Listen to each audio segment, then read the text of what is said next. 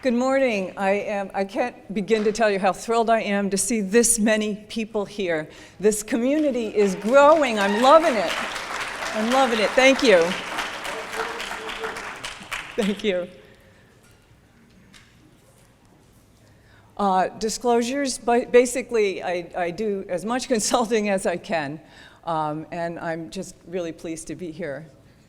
So, all fired up? That's right, so you get all fired up in a conference like this, and then you go home. And there are some pretty predictable challenges there. Listen to your inner voice, unless your inner voice is talking trash. I have to tell you, mine did. Here, my husband and my son were on the diet, and I still had like peanut M&Ms up in the cabinet and Walker shortbread cookies, and thought I was getting away with something because, I'm lean to start with, and I don't have, issues with insulin resistance or any of these other things. Well, you're not really getting away with things eating the way that I was eating. So here's some of the other things that come up. So you can be your own worst enemy in this. You might be telling yourself it's too hard.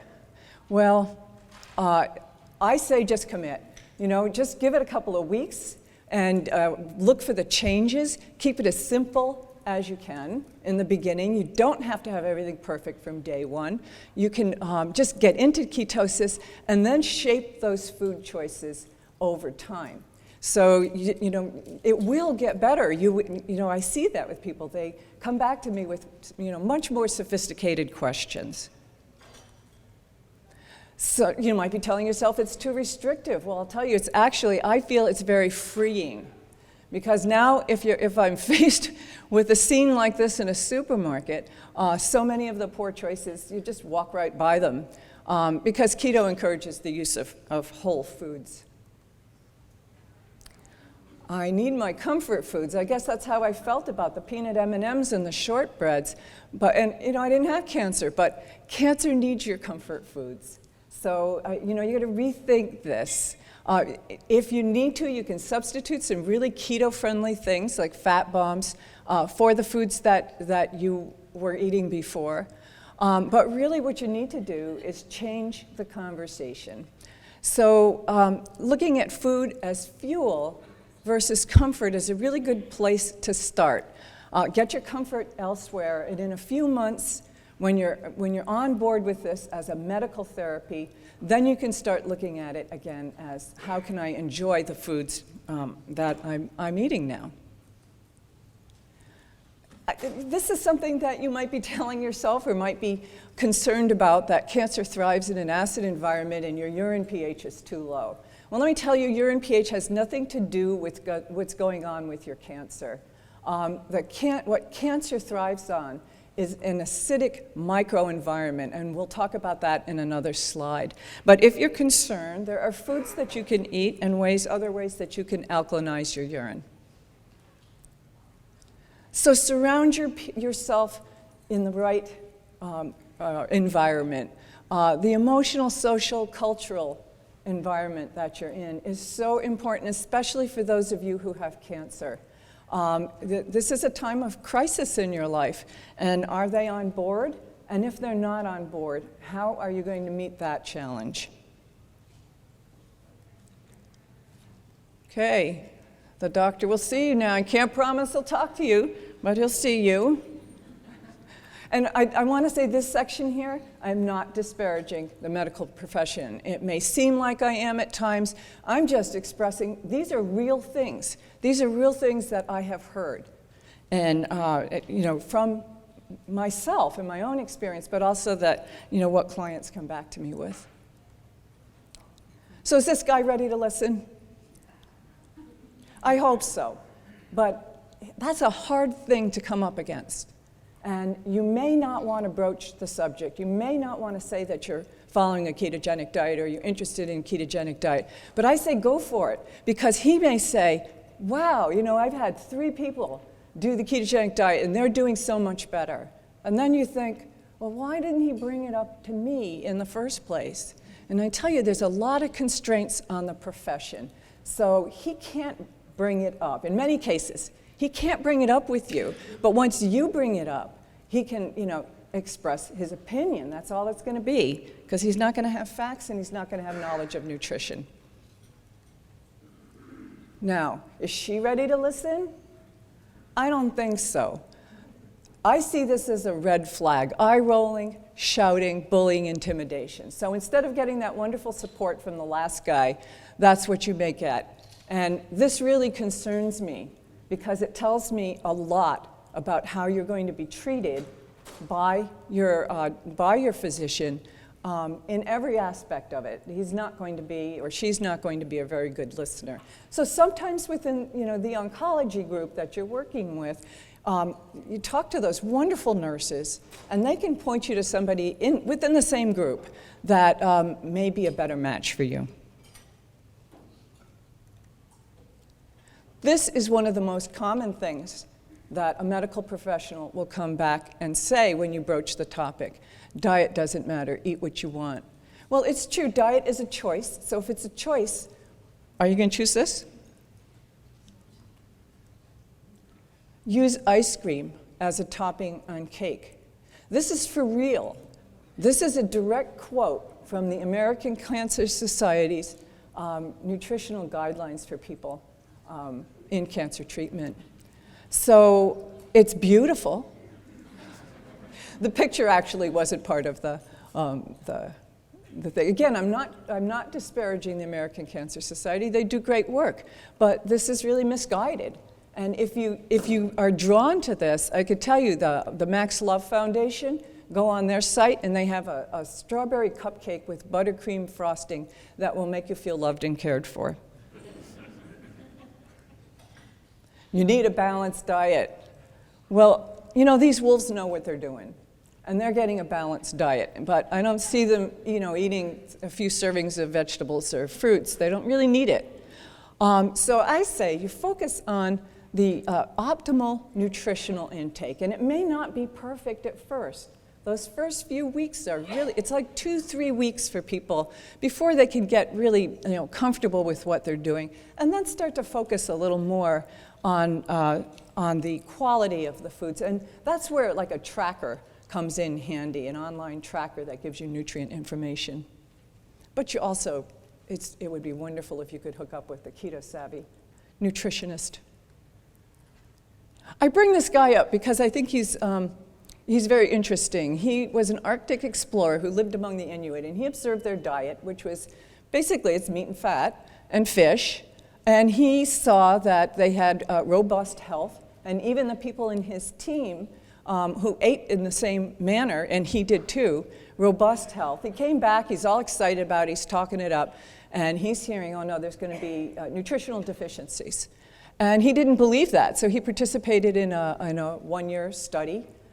It was out of Bellevue, and he and another person, and no nutritional deficiencies. And it got written up and published and basically ignored. So coming forward almost a full century, we're seeing more and more of this. This is don't remember which country, but it's Eastern European. And this was a patient who had refused her conventional treatment, and she chose instead a Paleolithic ketogenic diet. And basically what we're talking about is a meat and fat diet. And it halted her tumor progression. And I just spoke with them a few days before the conference, and this patient is still stable at 25 months. So I have that reference listed here. It's an interesting study.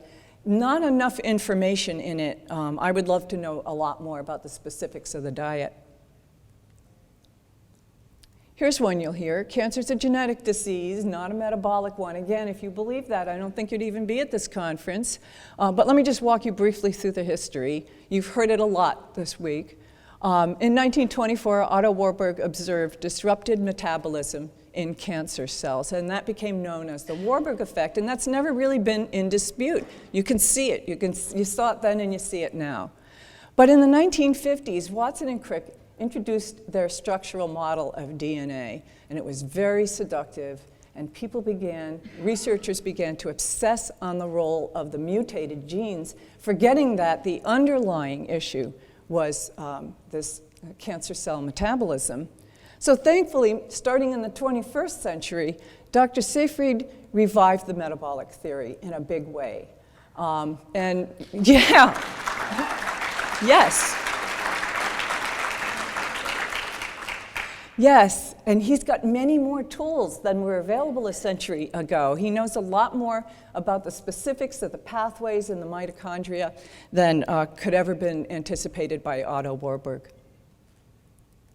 So Dr. Seyfried was kind enough, see if I can do this without messing things up, kind enough to share this slide with me. And I want to show you over here, you have a normal cell, normal DNA, normal cytoplasm, and pretty predictably, it begets normal cells.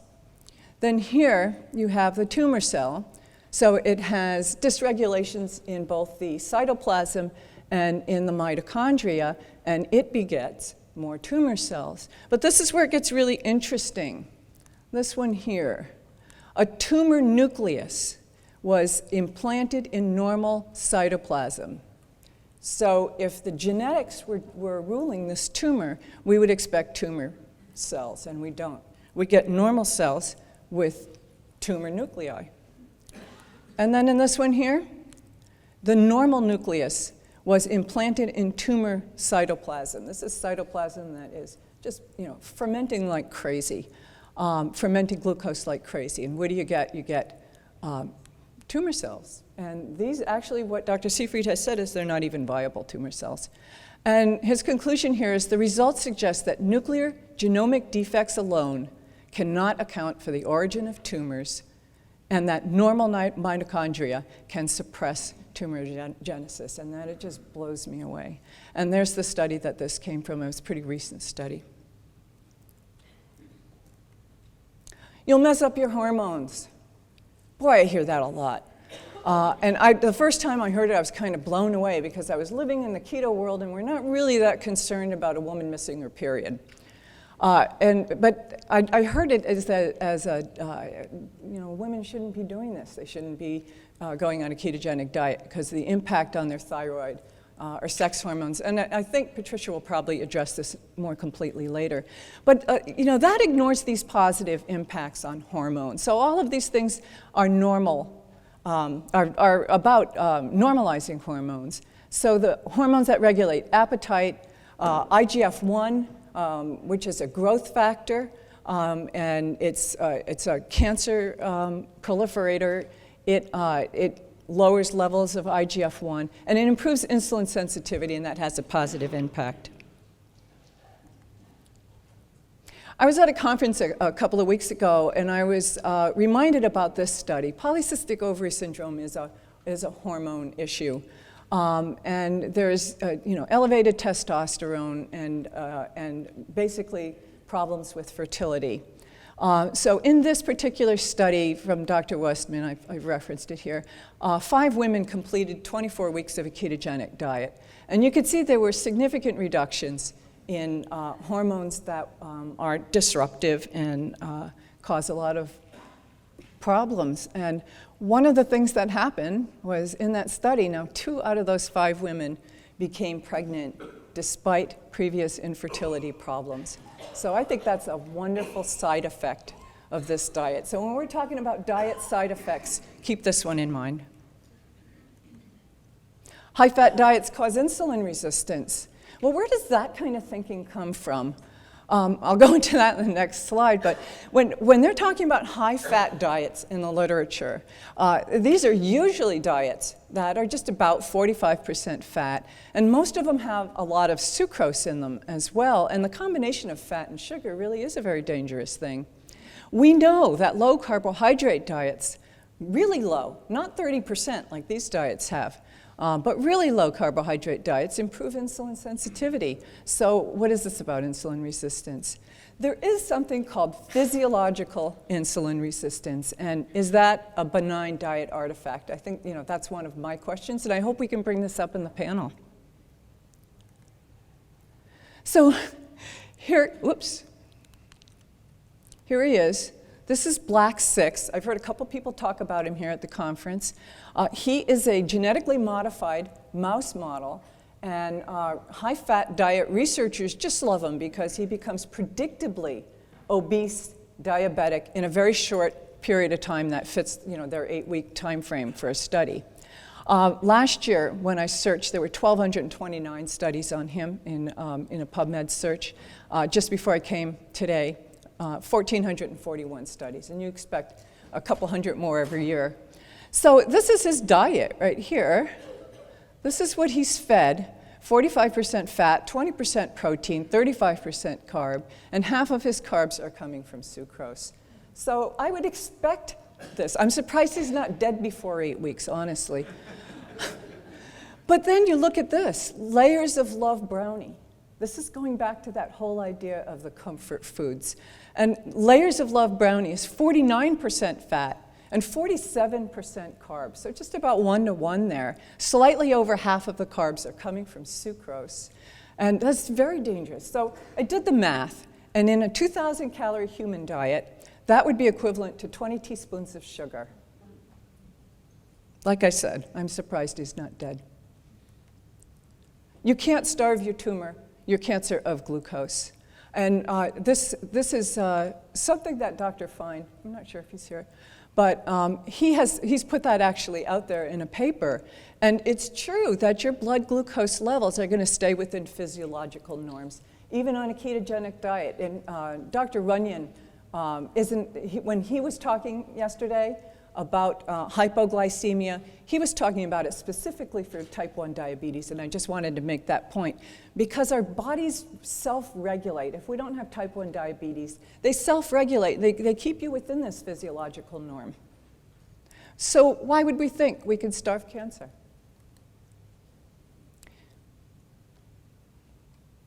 So it's not just about starving cancer. There are a lot of different pathways, but I want to focus on this one right now, and I'll go to a few others later. So the available glucose, that physiological norm, that is going to be diverted to cancer cells as well as normal cells. But the difference is, in the cancer cell, that glucose is going to be fermented like crazy in the cytoplasm. And it's toxic. Lactic acid, the product of that, is toxic to the cell. The cell has to get rid of it. And there is a system for doing that. So what's it do? It pumps it into the microenvironment of the cell. That's what causes an increase in acidity and inflammation and tumor progression and spread. It's not the pH of the urine. It's what's going on in the microenvironment of the tumor. This is a little more sophisticated thing that people would, might hear. The diet won't work on cancers that aren't glucose avid. You hear some physicians, this is their detractor. But it's too simplistic to think this way because it obscures many of the other metabolic and cancer-specific benefits of making this switch where you're lowering both glucose and protein. And I'm sure that, that Beth and Patricia will get into the protein aspect. So you're not just starving cancer. I could have put so many more things on here. I just chose a few. The red truncated lines are pathways that are associated with cancer progression that are downregulated with a ketogenic diet or calorie restriction or protein limiting.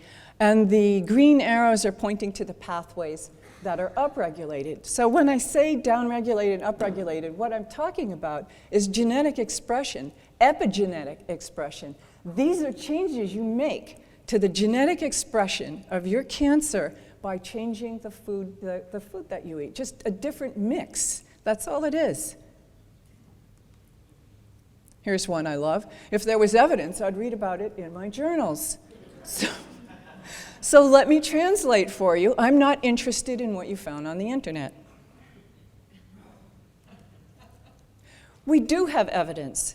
It's not the evidence that is going to sway the minds of most oncologists, but we have mouse model research, published papers, ongoing clinical trials, Pre-publication data, we've seen some of that this week, and shared clinical experience. We need to do a lot more of that last one.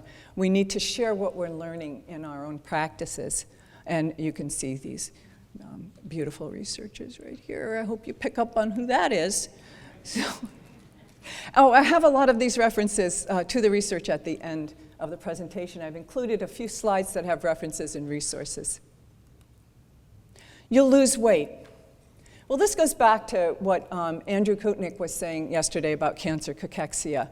Oncologists they're in fear of this, and they put that fear into clients, their patients. So sometimes a woman will say to me, she's been through 3 rounds of chemotherapy and she's lost 5 pounds and her doctor is concerned. But when I do the math, she's still at a BMI of over 30.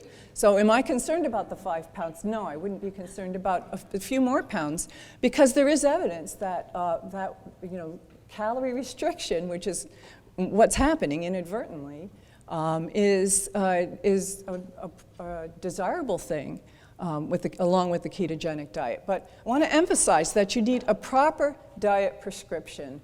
You need to get the nutrients. You can't go too low on the calorie restriction. And ongoing monitoring, and I believe that Patricia is speaking to that today. Fasting will jumpstart ketosis. There is no doubt, and when people get a cancer diagnosis and they're feeling out of control, this is often what they go to. They just want to jump right in, because they've heard that this is going to get you into ketosis quickly. And honestly, the numbers are just amazing for the people that do this. But boy, you've got to have a plan for beyond the fast. You got to know what you're going to do, what you're going to eat when you're done with your fast, because otherwise you're going to be demoralized by watching those numbers rise again. Short-term fasting during chemo infusions, I really suggest that you take a look at that paper that came out of Dr. Longo's group, and all different kinds of cancers. People were just deciding for themselves how long they were going to fast around their chemo infusions. But the takeaway is definite reduction in GI side effects, which are just a horrible thing to be dealing with, and possibly beneficial in other ways too.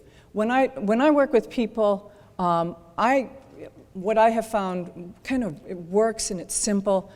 Calorie restricted, if possible, but together with a narrow eating window. And you'll hear that narrow eating window called a lot of different things. You'll get kidney stones or gout. Well, kidney stones, you can be proactive.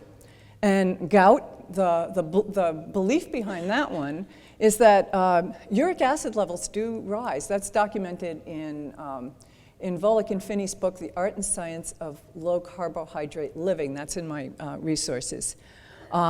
And it does come back down. Those levels normalize over time. So with kidney stones, if you have a personal or family history, you really need to get together with your renal specialist on this. There are certain foods and supplements you want to avoid, and certain you might want to include. And citric acid and potassium citrate in a prescription form. This is very common. They do this with kids on the diet for epilepsy. They do it prophylactically. But also remember to drink plenty of water.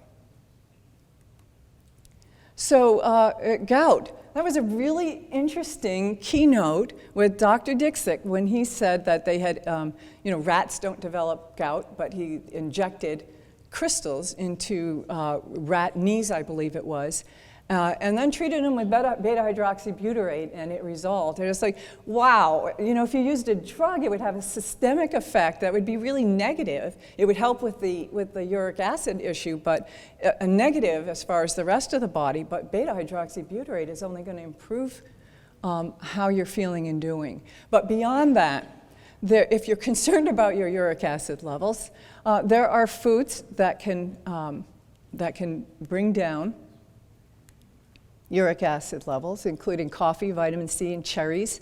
I included one study here on coffee. And then, again, if you have a history of gout, you are going to be continuing to limit meats and organ meats, small fish, shellfish, the things that are going to contribute to your problem. But I have to say, out of the nearly 500 people that I've worked with, I've never had to deal with anybody having gout. I deal with the fear of gout all the time when they see the uric acid levels rise. But not even in people with a history of gout have I seen a flare-up. You can't follow this diet if you don't have a gallbladder. Is that true? No. Not at all. But I do make some specific recommendations to ease in without fasting, to increase fats and oils gradually, and to include some things like lecithin, ox bile, pancreatic enzymes. Not really sure how much or when to put them in. It's really individualized. And then MCTs, medium chain triglycerides, don't need the action of pancreatic enzymes or bile. They just pass right through the intestinal membrane into the hepatic portal and go to the liver. This is a client that I started working with over a year ago. He has everything going against him, you would think, by looking at the right-hand side here. He's an older guy, a duodenal adenocarcinoma. These are deadly tumors, very aggressive. And he had something done called a Whipple procedure. This is the surgical removal of the duodenum, which is the site of fat digestion and absorption. And it includes removal of part of the stomach and the pancreas and the common bile duct. So it really, you're very dependent on that afterwards. For fat digestion, for any type of digestion, you really need to be on enzymes for that. He was already on metformin at 1,500 milligrams a day because he had a 15-year history of diabetes. But when he heard it might help, he upped it to 2,500. And I tell you, that's a challenge right there because that usually causes GI distress in people. He started a chemo protocol shortly after his diagnosis, but he had to discontinue it early due to the side effects. He told me that if that's the way he had to live, he didn't want to live. He had red flags in his blood work, including low blood counts and low platelets, and he's still dealing with a little bit of that, but definitely improved. So he stopped, I think it was August of 2014, and by October, they saw an interval enlargement that led to him finding the ketogenic diet and doing it on his own for, I think it was 5 weeks before he started working with me. But this over here is what he has going for him. Bright, sharp, financially secure. Highly organized, systematic, so he would add these supplements that he would find, he'd look for the evidence and then add them one at a time. He has a skilled and supportive caregiver. She's great. I wish everybody had somebody on their side like that. And his medical team includes a lot of very supportive people. And this guy's living his life. He's going to Scotland twice a year to their second home. He's living his life, whereas before, in those first few months when he was on chemo, he was tied to the oncology clinic. Here's one, a high-fat diet will raise your cholesterol. I think we can skip over this because we've heard enough about how ridiculous this thought is. But this is what you may be dealing with right here. A 24-year-old, young, healthy other than his tumor. He was already a year past his original prognosis, but he had a recurrence, and it was obvious that he wasn't going to pull out of this one. And he got a new general practitioner about 3 months before he actually died. She ran, for whatever reason, she ran a lipid panel, and she was very concerned. But I look at that and I go, I don't have any issues with that. But the profession can push so hard on this. You just got to set your priorities here. And there was just no indication that this young man was going to die of heart disease. Oh. The diet will slow down the growth rate of the tumor, and that will make the treatment less effective. Now, this is one, I didn't hear this personally. This was sent to me by a colleague who called it grim but amusing. And honestly, I don't see anything amusing about it at all because this confuses the family. The bright point here is that here's somebody acknowledging that the diet will have an impact on tumor progression, but he's expressing his opinion. There's no evidence. This is not a fact. In fact, the evidence does suggest a synergistic and neuroprotective effect of combining that. That's Adrian Scheck's work out of Barrow. Another client, she's living her life despite a diagnosis 6 years ago of glioblastoma multiforme. She had a good resection, so in other words, they got most of the tumor out. And she started the standard of care with radiation and Temodar. And she completed the radiation, but she had to discontinue the Temodar. At 5 weeks, she developed a whole body rash.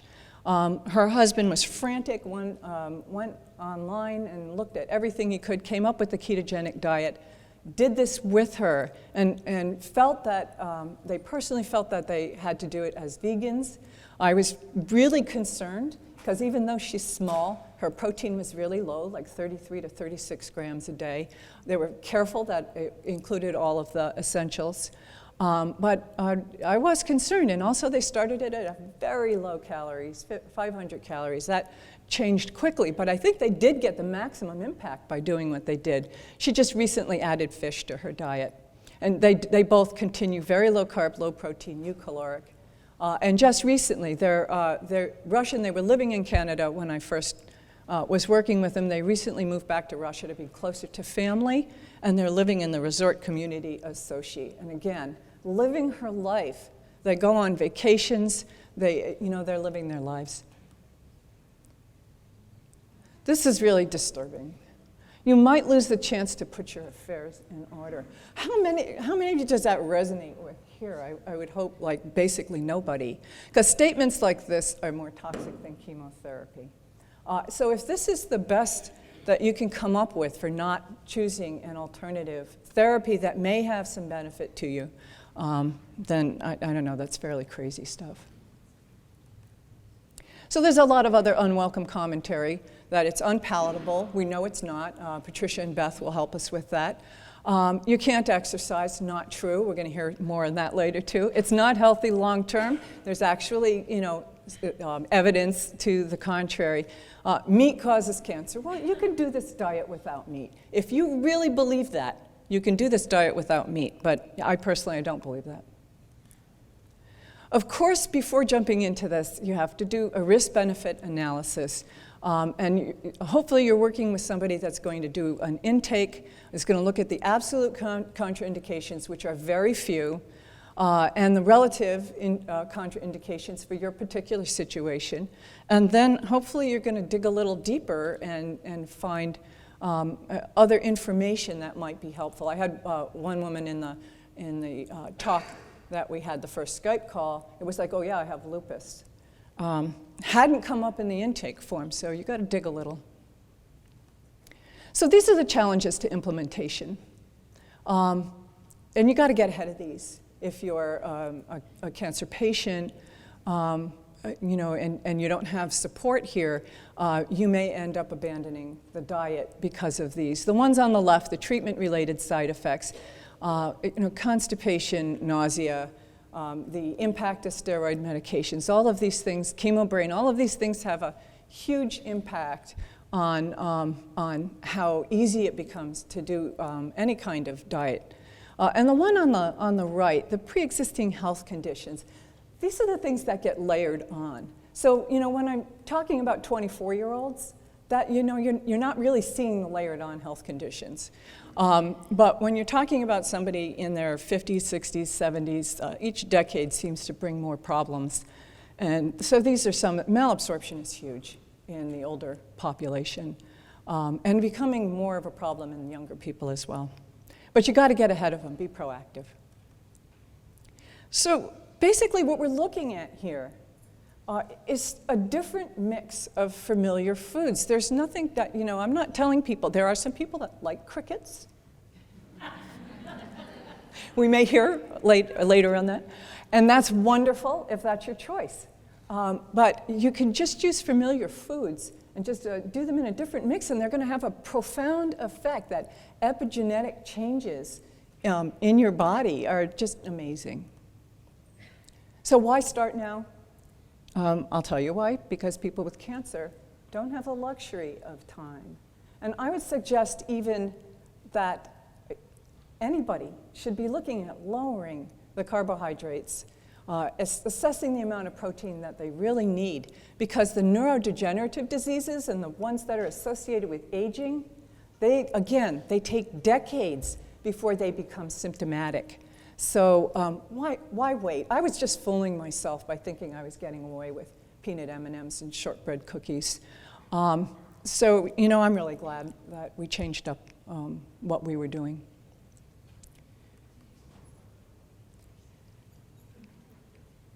I want you to meet my son, Rafi. He was diagnosed with brain cancer in 2004, and we went through the standard of care. What else do you do in 2004? And in the spring of 2007, we got the shocker that they were done with what they considered to be therapies that might be beneficial, and now we were going to start some palliative therapies that would mean hospitalizations and blood transfusions and infections. And the doctor was shocked that I didn't want to go along with this. But we knew that this was coming down the road. Things were getting progressively worse for this poor little guy.